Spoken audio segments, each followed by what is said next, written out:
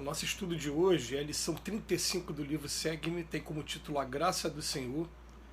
A minha graça te basta. Paulo, na segunda epístola aos Coríntios, capítulo 12, versículo 9. Com a graça do Senhor, a cruz salva, o sacrifício enaltece, a injúria santifica, a perseguição beneficia, a tempestade fortalece, a dor redime, o trabalho aperfeiçoa, a luta aprimora, o anátema estimula, o dever nobilita, o serviço dignifica, a calúnia engrandece, a solidão reconforta, o obstáculo ensina, o adversário ajuda, a dificuldade valoriza, o desgosto restaura, a pedrada edifica, o espinho corrige.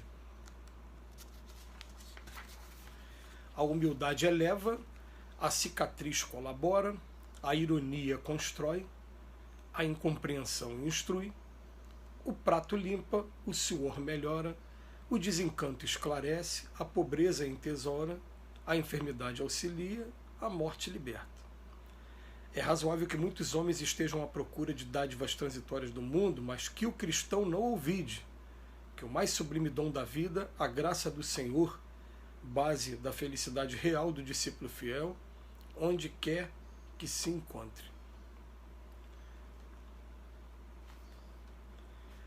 É muito legal a gente pegar um texto como esse, que ele vem falar de graça, e a gente tem um costume aqui na Terra de usar o termo, com muita frequência até, a gente vê nos noticiários, né, nas novelas, nos programas de televisão, a palavra desgraçado.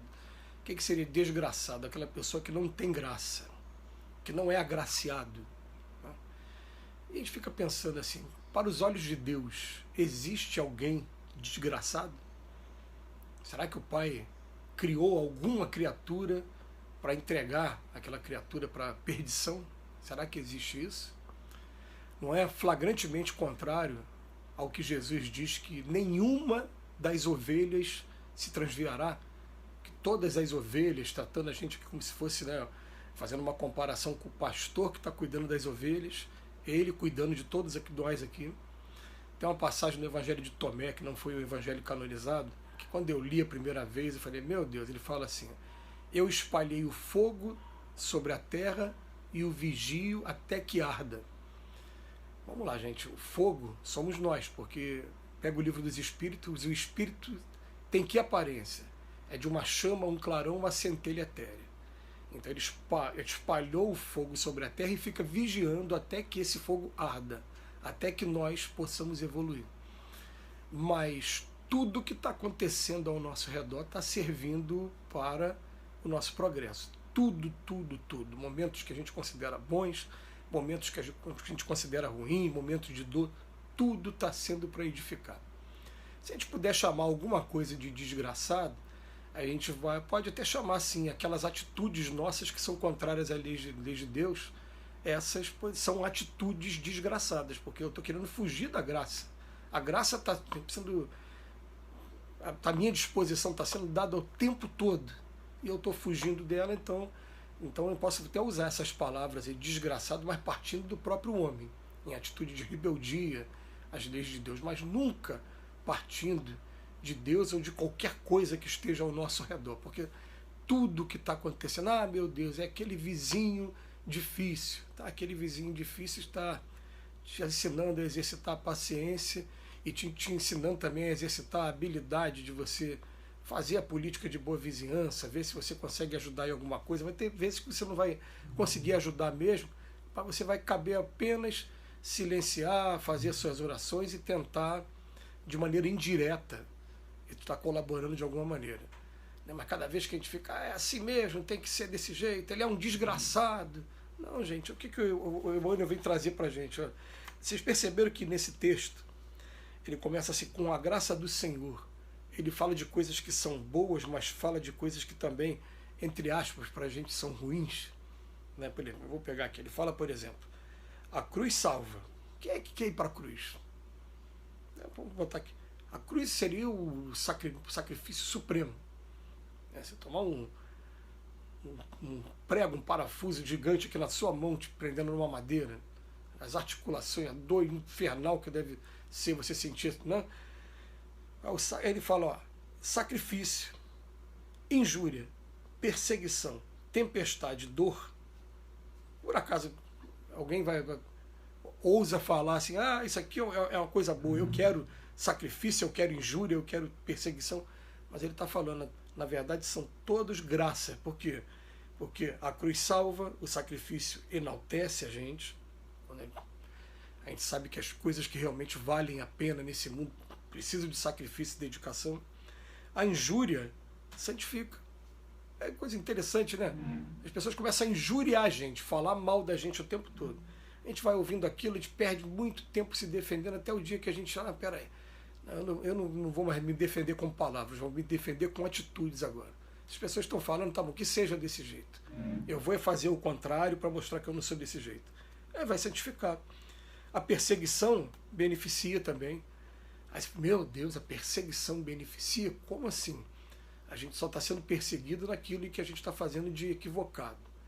Se a gente estiver sendo perseguido também por nome do Cristo, ele diz lá no Evangelho, né? Que esses pode deixar que eu estou aqui do lado e vai ser. Eu estou enviando vocês como ovelha no meio de lobos.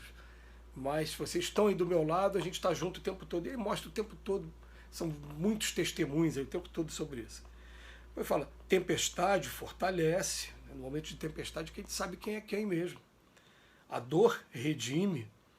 Aí depois ele pega coisas que são boas. A princípio, né, o trabalho aperfeiçoa, é claro. Quem mais trabalha vai chegar à excelência do trabalho.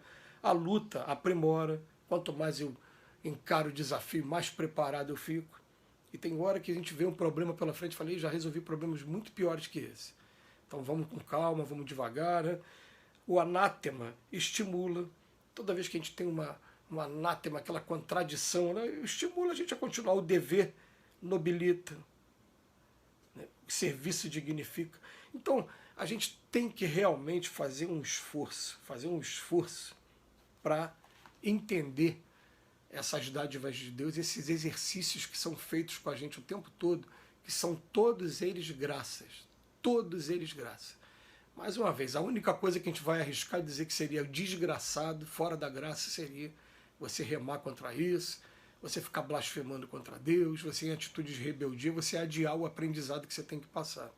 Aí vai ficar igual o aluno que fica repetente e adia a oportunidade de ter o diploma na mão, que vai estar dando cartão verde para ele poder entrar no mercado de trabalho, né, como profissional mesmo. Então, a gente vai escolher o que a gente quer. Ou a gente aceita essas provas, essas expiações que a gente tem na nossa vida, ou a gente fica num mar de lamentação, remando contra tudo e contra todos, e adiando cada vez mais. Mas ele bota aqui para a gente, ó, a solidão reconforta. Meu Deus do céu. Parece que é paradoxal isso, né? Porque em vários momentos a gente aprende que você viver isolado, as suas virtudes vão estiolando, vão diminuindo. Agora ele bota a solidão reconforta.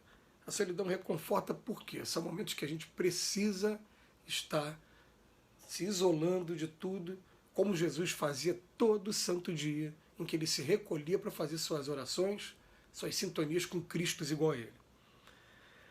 O obstáculo em si, né, claro, aí não precisa nem falar nada, o adversário acaba ajudando também. Aliás, a gente vai ver a rivalidade no esporte, a rivalidade no futebol. Você com vontade de ganhar o outro, você supera seus limites, quer dizer, o adversário sempre ajuda. A dificuldade valoriza, o desgosto restaura. Então, são vários, até o final não vai dar tempo de comentar tudo. Mas quando chega no final, ele fala assim, ó, o pranto, o choro limpa, o suor melhora. E ele termina aqui dizendo, a enfermidade auxilia, toda doença que a gente tem é educativa para o espírito. E a morte vai libertar a gente disso tudo. É razoável que muitos homens estejam à procura de dádivas transitórias no mundo, mas que o cristão nunca ouvide, nunca desconfie, né? Nunca menospreze o mais sublime dom da vida, que é a graça do Senhor. Tudo que a gente está recebendo nesse mundo é graça do Senhor.